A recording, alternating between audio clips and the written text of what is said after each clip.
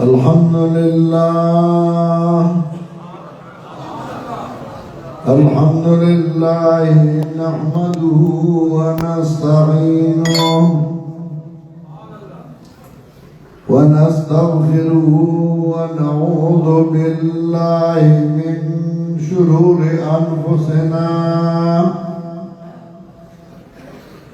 ومن سيئات أعمالنا من يهده الله فلا مضل له ومن يضلل فلا هادي له ونشهد أن لا إله إلا الله وحده لا شريك له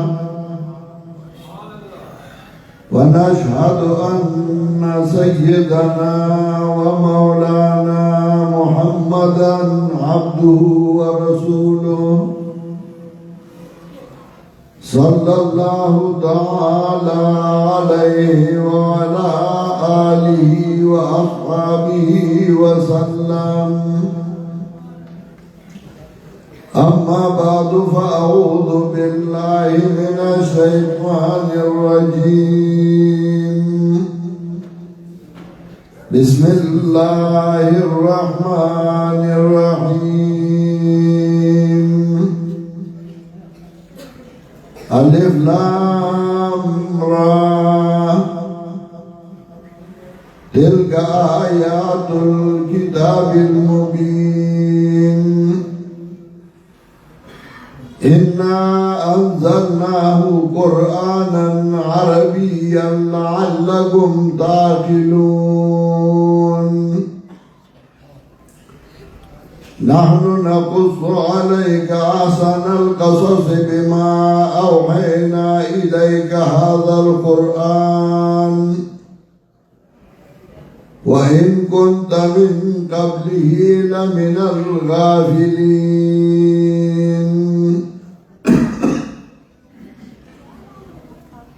میرے محترم علماء کرام طلباء اعظام اور عوام ساتھیوں، اس درسگاہ اسلام میں میرا آنا یہ ابتدا نہیں بلکہ اس سے پہلے کئی دفعہ یہاں حاضری کا موقع ملا ہے۔ اس درسگاہ کی خدمات، اس درسگاہ کے علماء کرام اور مدرسین کی حیثیت، اس کے معاونین اور اس میں خدمت کرنے والے احباب کا مجھے پورا پتہ ہے، اور ہم ہمیشہ اس درسگاہ کے لیے دعا گو ہیں اور دعا گو رہیں گے۔ مجھ سے پہلے ہمارے محترم بہت بڑے جہید عالم دین باجوہ صاحب تقریر کر رہے تھے۔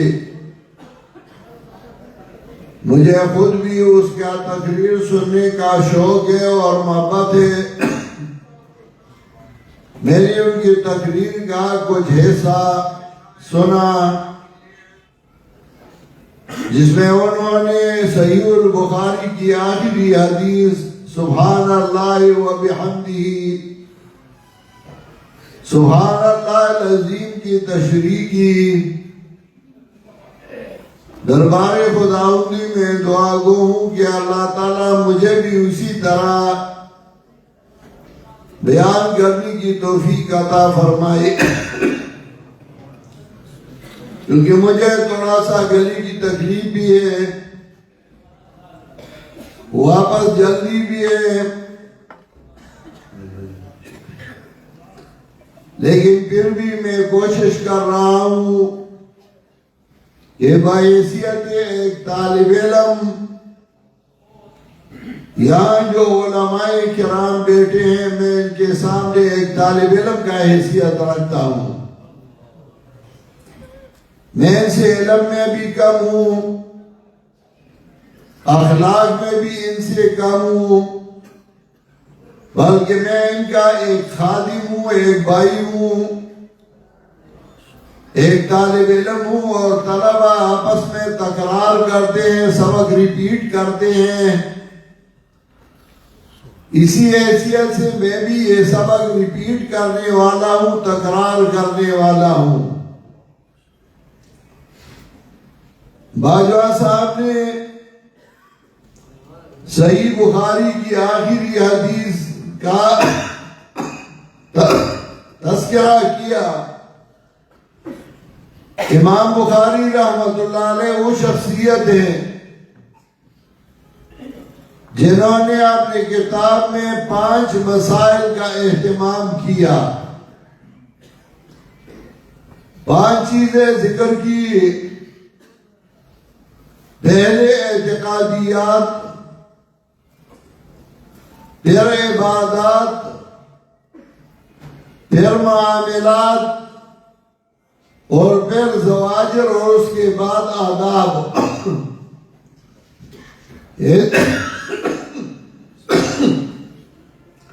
اعتقادیات کو آخر میں ذکر کیا. اسی وجہ سے اس آخری باب میں امام بخاری رحمت اللہ علیہ نے اپنا طرز اور طریقہ تبدیل کر دیا. آخری باب میں کتاب التوحید میں امام بخاری رحمت اللہ علیہ نے ہر باب میں قرآن کریم کا آیت پیش کیا اور پھر حدیث. چونکہ اس میں اعتقادیات ذکر کر رہی ہیں اور اعتقادیات بغیر نصوص قطعیہ کے ثابت نہیں ہو سکتی. اسی وجہ سے امام بخاری رحمت اللہ علیہ نے قرآن کی آیت ہر باب میں ابتداءً ذکر کیا. اور ایک اور بات، امام بخاری نے آخری حدیث 3 دفعہ ذکر کیا ہے. ایک دفعہ 947 صفحہ پر، دوسری دفعہ 988 صفحہ پر، اور تیسری دفعہ آخر میں. امام بخاری نے یہ حدیث 3 اساتذہ سے سنا تھا. پہلا استاد ان کا تھا احمد بن سلمہ، اس سے اول ذکر کیا. دوسرا استاد قتیبہ بن سعید، تو اس سے بعد میں ذکر کیا. اور پھر تیسرا استاد، آخری استاد احمد بن اشکاب تھا، تو اس سے جو نقل کیا آخر میں ذکر کیا. اتنا انصاف والا عالم جو اپنے اساتذہ کو بالترتیب ذکر کر رہا ہے، کیونکہ وہ حیثیتوں کو جانتا تھا. جو پہلا استاد ہے اس کا حق سب سے پہلا، دوسرا اس کے بعد، تیسرا اس کے بعد. اور تعجب کی بات یہ بھی ہے کہ امام بخاری رحمت اللہ علیہ نے اپنے 5 اساتذہ سند میں ذکر کیے. احمد بن اشکاب سے شروع کیا، امام حضرت ابو ہریرہ رضی اللہ تعالیٰ عنہ پہ سند کو ختم کیا. اس میں اساتذہ گن لے تو یہاں بھی امام بخاری رحمت اللہ علیہ نے 5 اساتذہ ذکر کیے ہیں. محمد بن اشکاب، اس کا استاد عن فلان، اس کا استاد حدثنی فلان، اس کا استاد، اور آخر میں ابو ہریرہ رضی اللہ تعالیٰ عنہ. اور پھر امام بخاری نے سبحان اللہ و بحمدہ ذکر کیا. کتنے الفاظ ہیں، سین بے الف حین 5 الفاظ، اور بحمدہ میں بھی 5 الفاظ ہے، بے میم دال اور ہے، ہر جگہ پنجبیری پنجبیر ہے، کوئی مانی یا نہ مانی۔ تو امام بخاری رحمت اللہ علیہ نے 5 مسائل ذکر کی، 5 اساتذہ ذکر کیے۔ جو الفاظ میزان میں سب سے بھاری ہیں وہ بھی 5 سبحان اللہ و بحمدہ۔ بہرحال میں نے آپ کے سامنے سورہ یوسف کی ابتدائی آیت تلاوت کی۔ سورہ یوسف سے پہلے سورہ ہود ہے اور اس کے بعد سورہ یوسف۔ اسی وجہ سے کہ سورہ ہود میں 4 مسائل ذکر کیے تھے اہم، وہ 4 مسائل، ان 4 مسائل کے وضاحت کے لیے سورہ یوسف میں حضرت یوسف علیہ السلام کا واقعہ ذکر کیا۔ وہ 4 مسائل، اس میں سے پہلا مسئلہ ہے التوحید، اور صرف اللہ ہی کی عبادت۔ دوسرا مسئلہ ہے کہ عالم الغیب صرف اللہ ہی ہے، اللہ کے بغیر کوئی عالم الغیب نہیں۔ تیسرا مسئلہ ہے ترغیب فی تبلیغ، کہ ان مسائل کو بیان کرو، لوگوں تک پہنچاؤ۔ اور چوتھا مسئلہ ہے تسلی، کہ آپ مطمئن رہیں، آپ کو کتنی بھی تکلیف پہنچے، گزن پہنچے، لوگ گالی گلوچ کرتے رہے، مخالفت اور مقابلہ کرتے رہے، آپ مطمئن رہیں۔ ان 4 مسائل کو وضاحت کے لیے سورہ یوسف میں واقعات ذکر کیے۔ العبادت للہ وحدہ، صرف اللہ ہی کی عبادت کرو۔ اس کے لیے حضرت نوح، حضرت ہود، حضرت صالح، حضرت شعیب علیہ السلام کے واقعات ذکر کیے۔ دیکھو ساروں نے کہا ہے یا قوم اعبدوا اللہ ما لکم من الہ غیرہ، اے میری قوم صرف اللہ ہی کی عبادت کرو، اللہ کے بغیر کوئی الہ نہیں۔ الہ کس کو کہا جاتا ہے؟ مشرکین اللہ کو مانتے تھے۔ قرآن میں اس کا تذکرہ ہے، اگر ان سے پوچھا جائے کہ آسمان اور زمین کو کس نے پیدا کیا، سب کہیں گے اللہ نے۔ ان سے پوچھا جائے بارش برسانے والا کون، کہیں گے اللہ۔ جھگڑا صرف الہ میں تھا۔ موحدین کہتے تھے کہ الہ ایک ہے، مشرکین کا عقیدہ یہ تھا کہ نہیں، آلہہ اور بھی ہے۔ اسی وجہ سے انہم کانوا اذا قیل لهم لا الہ الا اللہ یستکبرون، سورہ صافات میں 35 نمبر آیت۔ جب ان کو کہا جائے کہ الہ اللہ کے بغیر کوئی اور نہیں، یستکبرون، اعراض کرتے ہیں۔ اسی پہ جھگڑا تھا۔ دوسرا مسئلہ تھا کہ عالم الغیب صرف اللہ ہی ہے، اللہ کے بغیر غیب کو جاننے والا کوئی نہیں، نہ پیر نہ فقیر، نہ پیغمبر اور نہ بادشاہ۔ سورہ یوسف میں اس پہ 2 واقعات ذکر کیے۔ دیکھیں ابراہیم علیہ السلام کے پاس مہمان آئے، ان کو پتہ نہ تھا کہ یہ مہمان ہیں، انسان ہیں یا فرشتے ہیں، ان کے لیے بچڑا ذبح کیا۔ اگر ابراہیم علیہ السلام کو پتہ ہوتا کہ فرشتے کھانے والی نہیں تو کیوں بچڑا ذبح کرتے تھے؟ اور دوسرا واقعہ حضرت لوط علیہ السلام کا ذکر کیا کہ لوط علیہ السلام کو پتہ نہ تھا یہ نوجوان لڑکے ہیں یا یہ فرشتے ہیں، اور پھر تسلی نبی علیہ السلام کے لیے اور ان چاروں مسائل کو آخری آیت میں جمع کر دیا۔ آخری آیت میں اللہ نے فرمایا وَلِلَّهِ غَيْبُ السَّمَاوَاتِ وَالْأَرْضِ وَلِلَّهِ غَيْبُ السَّمَاوَاتِ وَالْأَرْضِ، صرف اللہ ہی کے لیے علم ہے غیب کا، آسمانوں کا اور زمینوں کا،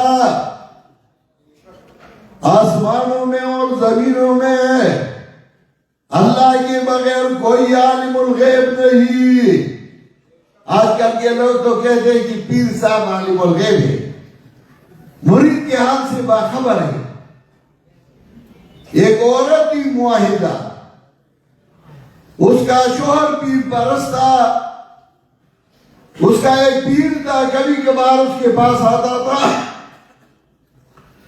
خاتون نے بڑی کوشش کی کہ میرا یہ شوہر معاہد بن جائے، آہستہ آہستہ وہ کوشش کر رہی تھی۔ ایک دن پیر صاحب مہمان بن کے آیا،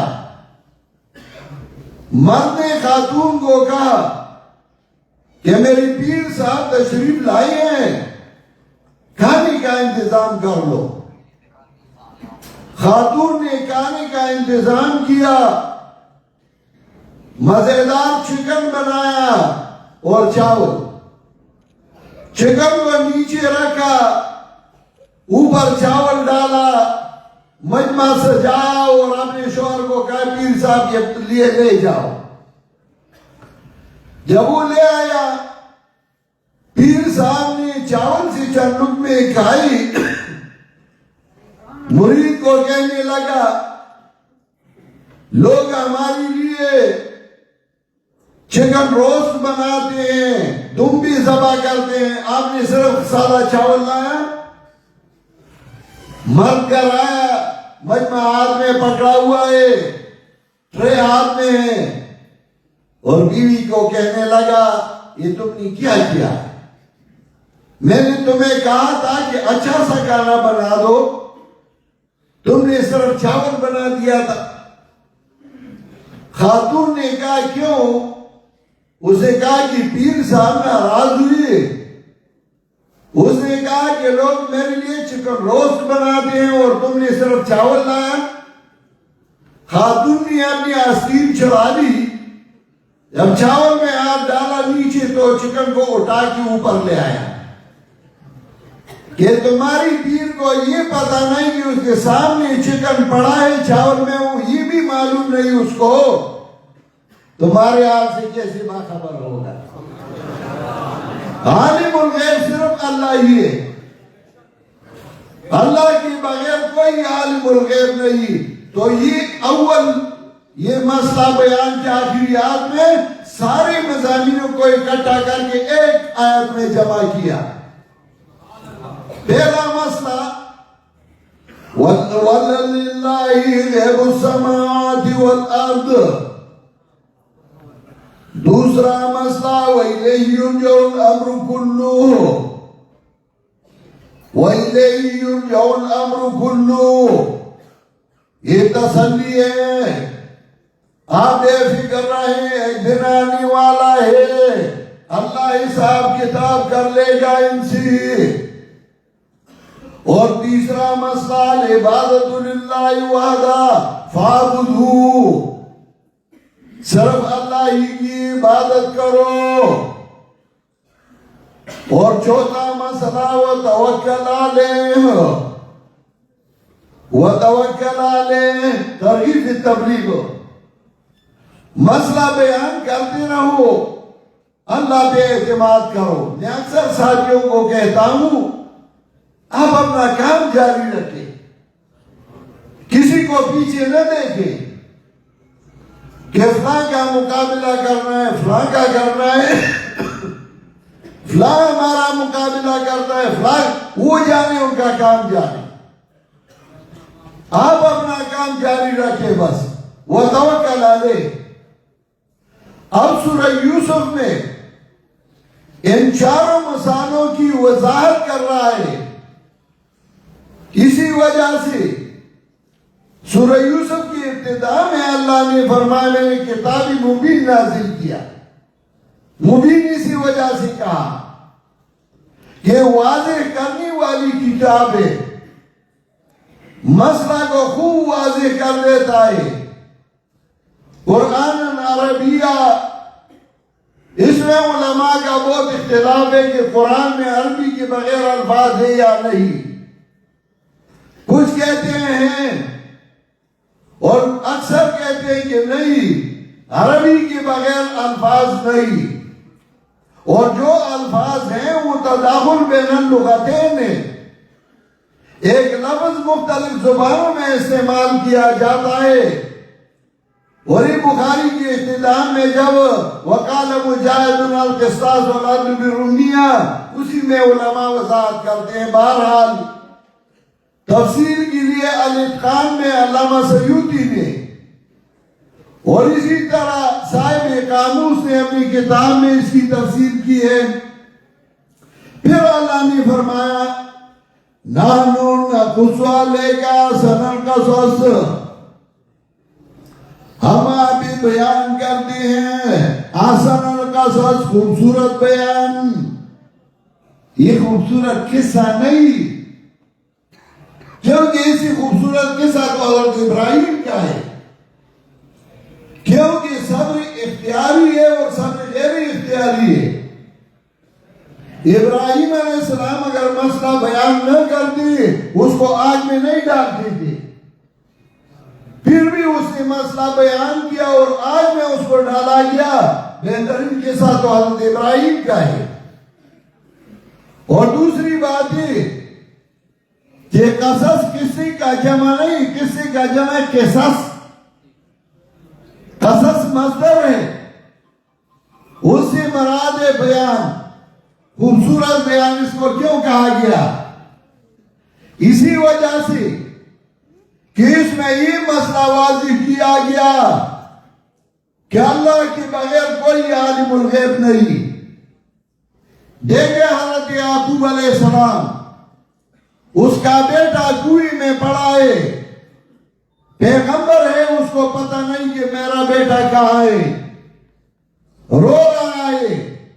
وَابْيَضَّتْ عَيْنَاهُ مِنَ الْحُزْنِ وَهُوَ كَظِيمٌ، اس کی آنکھیں سفید ہو گئی تھی غم کی وجہ سے۔ حالانکہ یعقوب علیہ السلام کا بیٹا بھی پیغمبر، خود بھی پیغمبر، اس کا باپ بھی پیغمبر، اس کا دادا بھی پیغمبر۔ الکریم ابن الکریم ابن الکریم، یوسف ابن یعقوب ابن اسحاق ابن ابراہیم، پشت در پشت انبیاء ہے۔ لیکن اس کو یہ پتا نہ تھا کہ میرا بیٹا کنویں میں ہے، یا کہیں گم ہو گیا یا کسی چیز نے کہا ہے، اس کو پتا ہی نہ تھا۔ حضرت یعقوب علیہ السلام کو پتا نہ تھا۔ ہاں، ایک ایک کرامت اور معجزہ پیغمبر سے صادر ہوتا ہے، لیکن اس کے اختیار میں نہیں ہوتا۔ اور کرامت کے دو معنی، ایک لغوی اور ایک شرعی۔ لغوی اعتبار سے کرامت عزت کو کہا جاتا ہے، جیسا کہ اللہ نے فرمایا وَلَقَدْ كَرَّمْنَا بَنِي آدم، میں نے بنی آدم کو عزت دیا ہے۔ اور دوسرا کرامت ایک نیک بندی سے عادت کے خلاف ایک کام سرزد ہو جائے لیکن اس کے بس میں نہیں ہوتا، حضرت عمر رضی اللہ تعالیٰ عنہ تقریر کر رہے تھے. تقریر کے دوران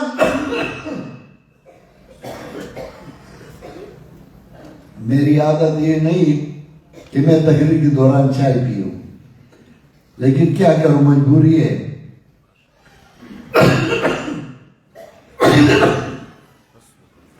حضرت عمر رضی اللہ تعالیٰ عنہ تقریر کر رہے تھے اور حضرت ساریہ بہت دور، تقریباً 1400 میل دور لڑ رہی تھی دشمنوں کے ساتھ.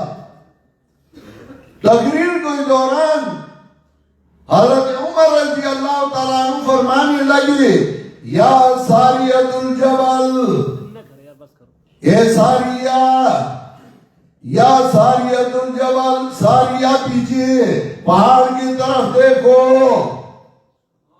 حضرت عبدالرحمن جو بیٹھے تھے وہ فرمانے لگے، لقد جنتا یا عمر، اے عمر تو دیوانہ ہو گئی، ادھر تو ساریہ ہے ہی نہیں.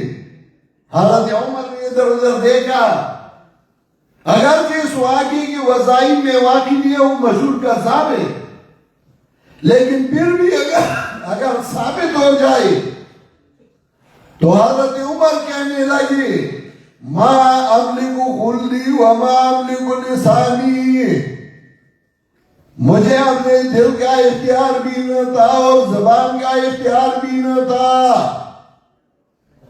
مجھے ساریہ دکھایا گیا، اب مجھے کوئی نظر نہیں آتا. مطلب یہ کرامت ہم مانتے ہیں، آپ تو صرف اولیاء کے مانتے ہیں، ہم ہر انسان کے مانتے ہیں، لیکن کرامت حضرت شیخ احمد سرہندی مکتوبات میں لکھتے ہیں، الکرامت حیض الرجال، جیسا کہ خواتین کو بیماری آتی ہے ان کے بس اور اختیار میں نہیں ہوتا، اسی طرح کرامت ولی کے اختیار میں نہیں. اور دوسری جگہ لکھتے الکرامت تربا باحوال و مماجد تربا باطفال الطریقہ، جیسا کہ بچوں کو لوگ کھلونے دیتے ہیں تاکہ عادت ہو جائے، اسی طرح اللہ تعالیٰ انسان کو عادی بناتا ہے ذکر اذکار کا، لیکن اولیاء کے اختیار میں کرامت نہیں. حضرت یعقوب علیہ السلام کو معجزتاً جب بو آئی حضرت یوسف کی قمیص کا تو حضرت یعقوب فرمانے لگے، انی لاجد ریح یوسف، انی لاجد ریح یوسف، مجھے یوسف کی بو آتی ہے. اس وقت اس کو بو آئی جب قریب تھا نہیں تھا. ولی کے اختیار میں، پیغمبر کے اختیار میں کرامت اور معجزہ نہیں ہوتا. اور پھر بھی حضرت یوسف علیہ السلام جیل میں، لیکن سلاخوں کے اندر ہتھکڑیاں اور بیڑیاں لگی ہوئی ہے، اور حضرت یوسف علیہ السلام فرماتے یا صاحب السجن ارباب متفرقون خیر ام اللہ الواحد القہار. اے میرے جیل کے ساتھیوں، ارباب متفرقون خیر ام اللہ الواحد القہار، اے متفرق ارباب بہتر ہے یا اللہ ایک اور غالب سب پر. دیکھے حضرت یوسف سلاخوں کی پیچھے جیل کے اندر ہتھکڑیاں لگی ہوئی ہے، پھر بھی مسئلہ توحید کو نہیں چھوڑتا، مسئلہ توحید بیان کرتا ہے. اور آج کل کے مولوی حلوہ کی شوقی مسئلہ توحید کا نام ہی نہیں لیتی، اور کچھ ایسے ہیں کہ مسئلہ توحید تو کرتے ہیں، لیکن توحید والوں کا مقابلہ کرتے ہیں، ضد پہ کھڑے ہیں، توحید والوں کا مقابلہ ان کے لیے رکاوٹیں بنتی ہیں. اللہ ہمیں بچائے ان سے.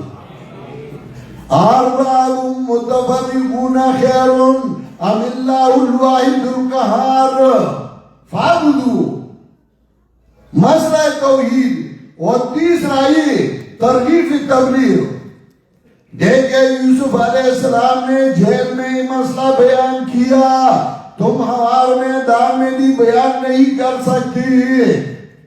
ویسے کہتا ہوں میں انبیاء کا تابعدار ہوں. اور دیکھے یوسف علیہ السلام 40 سال اپنے والدین سے نہیں ملے, انہوں نے تکلیفیں برداشت کی, مصیبتیں جھیلی. آپ بھی صبر کرتے رہو. التسلی, آپ بھی صبر کرتے رہو. ایک شاعر کہتا ہے پیجا ایام کی تلخی کو بھی ہنس کرنا سر, پیجا ایام کی تلخی کو بھی ہنس کرنا سر. غم کو سہنے میں بھی قدرت نے مزہ رکھا ہے. مصیبتیں برداشت کرو اس مسئلے کے لیے, تکلیفیں جھیلو, اٹھا لو. مسئلہ تو ڈٹ کے بیان کرتے رہو. پیجا ایام کی تلخی کو بھی ہنس کرنا سر, غم کو سہنے میں بھی قدرت نے مزہ رکھا ہے. جب اس مسئلے میں موحدین کی جماعت کو چلانے میں, موحدین کو اکٹھا کرنے میں, موحدین کو آگے میدان میں لانے کے لیے تمہیں تکلیفیں جھیلنی پڑی, کیا ہوا؟ تم سے پہلے اپنی تاریخ دیکھ لو, اپنے اسلاف کی تاریخ دیکھو. اور اس صورت میں ایک اور بھی اہم بات ہے, حضرت یوسف علیہ السلام کا کوئی گناہ نہ تھا. بھائیوں نے اس کو اٹھا کے کنویں میں پھینک دیا. ہمارے علاقے میں ہمارا ایک ساتھی تھا بڑا تکڑا, حضرت شیخ القرآن میرے والد محترم کا شاگرد تھا. وہ جیل میں اکثر جیل میں جاتا تھا, پھر نکلتا تھا, پھر جاتا تھا.